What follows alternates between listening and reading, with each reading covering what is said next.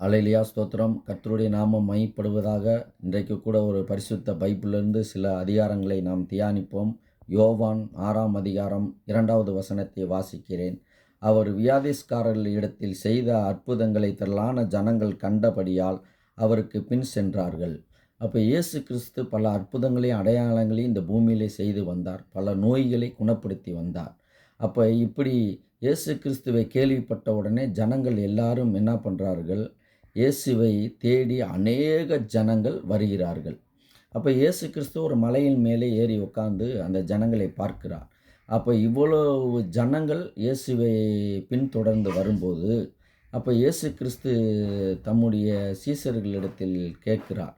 ஆனால் இந்த ஜனங்கள் என்ன பண்ணுறாங்க? அற்புதம் நடக்கும், அதிசயம் நடக்கும், ஆண்டவர் நம்மளை சுகப்படுத்துவார், நம்மளை ஆசீர்வதிப்பார் என்று பின் செல்கிறார்கள். ஆனால் இயேசு கிறிஸ்து இவர்களுக்கு உணவளிக்க வேண்டுமே, இவ்வளோ ஜனங்கள் வர்றாங்களே பசியோடு, இவர்களுக்கு நம்ம எப்படி உணவு அளிக்கணுமே என்று நினைக்கும்போது, அப்போ சீஷர்களிடத்தில் கேட்கிறார். நாம் இவர்களுக்கு உணவளிக்க வேண்டும் என்று கேட்கும்போது அவர்கள் சீஷர்கள் சொல்கிறார்கள், 200 ரூபாய், ஒரு மனிதனுக்கு 200 ரூபாய் வைத்தாலும் இவ்வளோ ஜனங்களுக்கு அவ்வளோ பணத்துக்கு நாம் எங்கே போவது என்று அந்த சீஷர்கள் கேட்கிறார்கள்.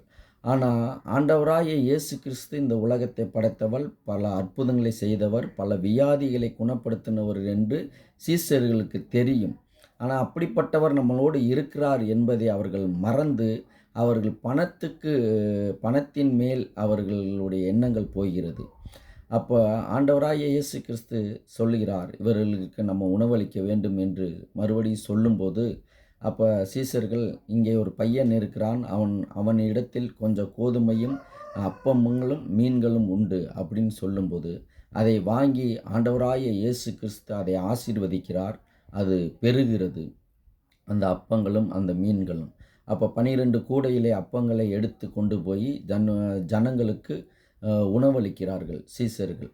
அவர்கள் சாப்பிட்டு திருப்தியான உடனே, போதும் போதும் என்ற அளவுக்கு அவர்கள் சாப்பிட்டு திருப்தியான உடனே மீதி 12 கூடை மிச்சம் உள்ளது. கர்த்தருடைய நாமம் மகிமைப்படுவதாக. அல்லேலூயா. ஆனால் கொஞ்சம் சிந்தித்து பாருங்கள், ஆண்டவராகிய இயேசு கிறிஸ்து வாழ்ந்த காலகட்டத்திலே ஒரு சமபந்தியை நடத்தினவர் தேவன். ஏன்னா எல்லா ஜனங்களும் அங்கே வந்தன. ஒரு சமநீதியை உருவாக்குனவர் கர்த்தர். அப்போ இந்த பூமியில் முதல் சமநீதியை உருவாக்குனவர் ஆண்டவராகிய இயேசு கிறிஸ்து. எல்லோரும் சகோதரர்களாய் வாழ வேண்டும், எல்லோரும் சகோதரிகளாக வாழ வேண்டும் என்பதற்கு அடையாளமாகத்தான் அந்த பந்தியை ஆண்டவராகிய இயேசு கிறிஸ்து அந்த இடத்தில் மிகப்பெரிய ஒரு அற்புதத்தை செய்தார். அதில் ஜனங்கள் எல்லோரும் ஒன்று கூடி சாப்பிட்டு மகிழ்ந்து சந்தோஷத்தோடு வீட்டுக்கு சென்றார்கள் என்பதை நாம் பார்க்க முடியும். ஆனால் அப்படியே இன்றைக்கி உலகத்தை திரும்பி பாருங்கள். இன்றைக்கி ஒரு வாட்ஸ்அப்பில் நான் ஒரு காரியத்தை பார்த்தேன். இன்றைக்கி நேஷ்னல் லெவல் மிகப்பெரிய ஒரு கின்னஸ் ரெக்கார்டு பெற்ற ஒரு ஸ்திரீ, கண்ணகி நகர். அந்த ஸ்திரீ இன்றைக்கி ஒரு வார்த்தையை சொன்னார்கள் மேடையில். அவர்கள் என்ன சொல்கிறார்னா, கண்ணகி நகர் என்றாலே எங்களுக்கு வேலை கொடுக்க மாட்டார்கள் என்று சொன்னார்கள். அது எவ்வளோ பெரிய ஒரு முட்டாளான காரியத்தை நாம் செய்திருக்கோம் என்று கொஞ்சம் சிந்தித்து பாருங்கள். நம்ம எதை நோக்கி பயணம் செய்கிறோம்? எல்லாரும் மனிதர்கள் தான். இந்த உலகத்தில் ஜாதியின் என்பதே கிடையாது. ஆண்டவராகிய இயேசு கிறிஸ்து உருவாக்குனது ஆணையும் பெண்ணையும் தான் உருவாக்குனாரே தவிர ஜாதிகளை அவர் உருவாக்கவில்லை. நாம் மனிதனாக வாழ வேண்டும். கொஞ்சம் சிந்தித்து பாருங்கள். அந்த பெண் எவ்வளோ ஒரு வருத்தத்தோடு அந்த காரியத்தை நம்மளிடத்தில் பகிர்ந்து கொண்டார்கள் ஊடகத்திலே. கொஞ்சம் சிந்தித்து பாருங்கள். நாம் எப்படி வாழுகிறோம் என்று பாருங்கள். நாம் நிறையா தொழில் வைத்திருக்கோம், அநேகருக்கு வேலை கொடுக்குற அளவுக்கு தேவன் நம்மளை வைத்திருக்கிறார், ஆசீர்வதிக்கிறார் கடவுள். ஆனால் அந்த நகரை சேர்ந்தவர்கள் என்றாலே நம்ம வேலை கொடுக்க மாட்டோம் என்று அவர்கள் வருத்தத்தோடு அந்த பதிவை அவர்கள் வெளியிட்டார்கள். நாம் எப்படி வாழுகிறோம்? நம்மளுடைய எண்ணங்கள் எப்படி இருக்குது? நம்மளுடைய புரிதல் எப்படி இருக்குது? நம்ம எதை நோக்கி பயணம் செய்கிறோம் என்று கொஞ்சம் சிந்தித்து நம்ம வாழ வேண்டும். நாம் எல்லோரும் மனிதர்கள் தான். அதனால தான் ஆண்டவராய் இயேசு கிறிஸ்து சமபந்தியை உருவாக்கின தேவன் அவர், சமநீதியை உருவாக்கினவர் தேவன் அவர். அது இந்த உலகத்தில் மட்டுமல்ல, கர்த்தரை ஏற்றுக்கொண்ட சபையிலையும் இன்றைக்கி ஜாதிகள் உண்டு. ஜாதியின் அடிப்படையில் இன்றைக்கி சபைகள் நடக்குது.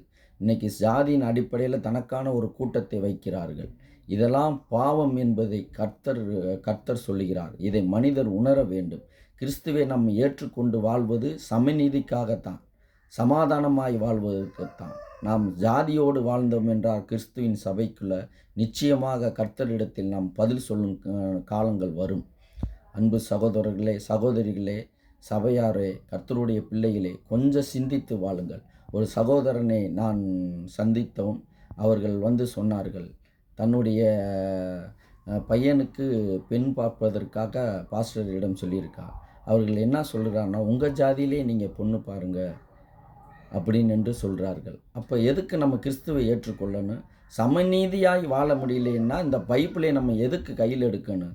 சமாதானத்தை நம்ம உருவாக்க முடியலைன்னா நம்ம எதுக்கு இந்த பைபிளை கையில் எடுக்கணும்? இன்றைக்கி உலக மனிதர்களிடம் சொல்கிறோம், நம்ம சமாதானமாக வாழ வேண்டும், சமநீதியாக வாழ வேண்டும் என்று. அப்போ சபைக்குள்ள எதுக்கு சாதியின் வேற்றுமை, சாதியின் திருமணம் நடக்கிறது?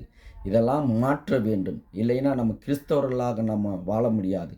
இன்றைக்கு நாம் பொய் கிறிஸ்தவர்களாகத்தான் வாழ்ந்து வருகிறோம் என்பதை மறந்து விடாதீர்கள். சகோதர ஒற்றுமையும் தான் கிறிஸ்தவர்களுக்கு முக்கியம். சமநீதி முக்கியம், சமபந்தி முக்கியம் என்பதை கர்த்தர் வெளிப்படுத்தியிருக்கிறார் நமக்கு. நாம் நீதியோடு வாழும். கர்த்தருடைய நாமம் மகிமைப்படுவதாக. அல்லேலூயா. ஆமென்.